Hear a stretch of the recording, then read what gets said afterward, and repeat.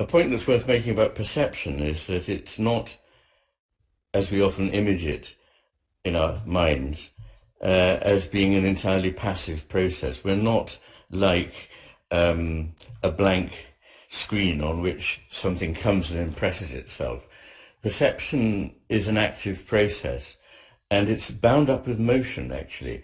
So that, when we see something, we see it as an opportunity to act. We see it as something, first of all. We don't just passively go, I've no idea what this is.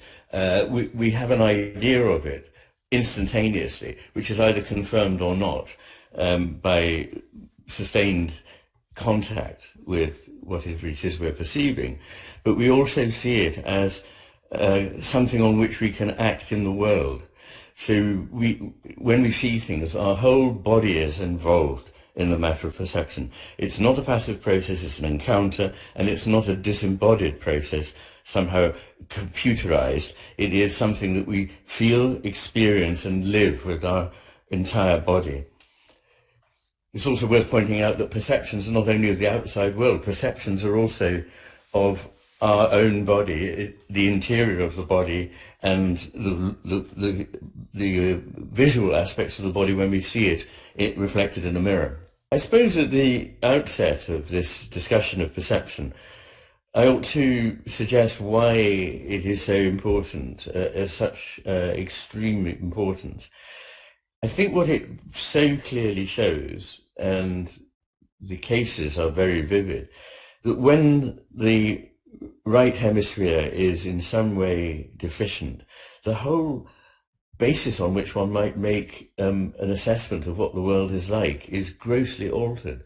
The changes in perception mean that somebody is actually in contact with a kind of reality that is not either the reality that we mainly are in touch with, or one that would answer to the pragmatic test of experience. If, for example, I hallucinate that I'm at ground level when I'm on the 22nd floor of a building, and I say I can step out of the window, I will find that information was wrong. My perception was wrong. So it's not just, again, that we can have one view or another, one the normal view of the world and the other is a kind of abnormal view of the world, and you just take your pick. We can tell from testing it out on experience that these strange perceptual changes, where we see the world differently, hear the world differently, and so on, they have significance for the whole sense of reality of the individual. So the first thing I do is to look at these various modalities and try and locate which of the hemispheres has is set up really in the normal circumstances when there is no damage to the brain, but the brain is just perceiving, which one is more reliable. And this is a theme that runs right the way through part one. So when I look at attention, when I look at perception, when we will come to look at judgment, i.e.